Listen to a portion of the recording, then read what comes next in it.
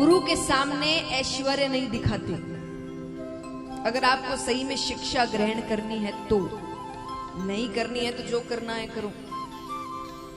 अगर सही शिक्षा, अच्छी शिक्षा ग्रहण करनी है तो गुरु के सामने अपना ऐश्वर्य, ऐश्वर्य यानी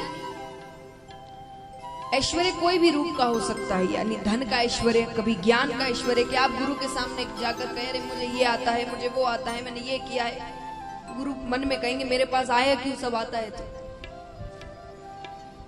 वो आपको सही प्रकार से शिक्षा नहीं देंगे। लेकिन आप गुरु से जाकर अगर सच में कहेंगे कि मुझे कुछ नहीं आता, मैं आपके भरोसे हूं, आपको मुझे सब कुछ सिखाना है, शुरुआत से हर चीज, छोटी से छोटी चीज समझानी है, तो वो आपको हर चीज सिखाएंगे, क्योंकि फिर आप उनकी जिम्मेदारी हो जाएंगे। इसीलिए माना जाता है कि गुरु के सामने कभी ऐश्वर्य नहीं दिखाना चाहिए। आप पालकी में बैठकर जा रहे हैं, इतने सेवक इत्यादि आपके साथ जा रहे हैं, वो आपसे नाराज हो सकते हैं।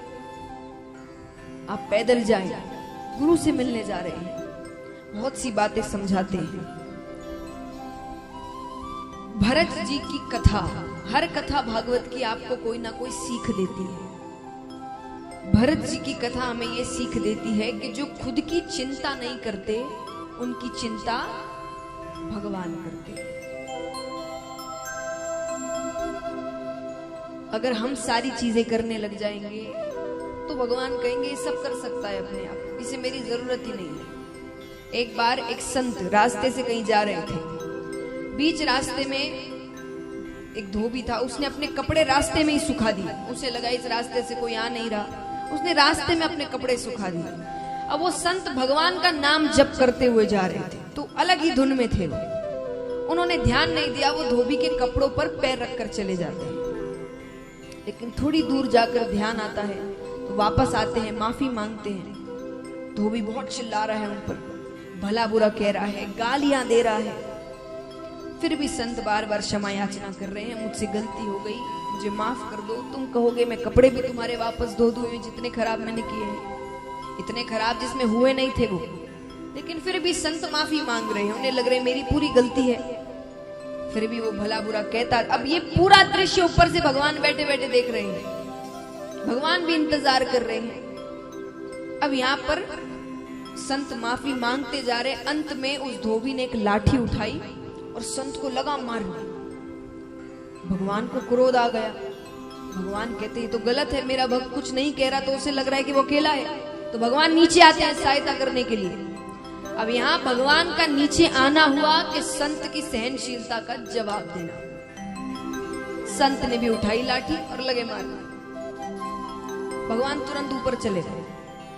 लक्ष्मी जी ने कहा आप तो भक्त की सहायता करने गए थे। भगवान कहते मुझे लगा कि कोई मेरे भक्त पर अत्याचार कर रहा है, इसीलिए मैं गया। पर मैंने देखा कि नीचे जाकर दो धोबी आपस में लड़ रहे हैं। वो दोनों जब सलटवारा कर सकते तो मेरी जाने की क्या जरूरत, मैं उसके पास जाता हूं जिसको मेरी जरूरत हो। इसलिए कई बार कहा जाता है कि कोई आपके साथ गलत करता है तो जरूरी नहीं हर बार आपका जवाब देना।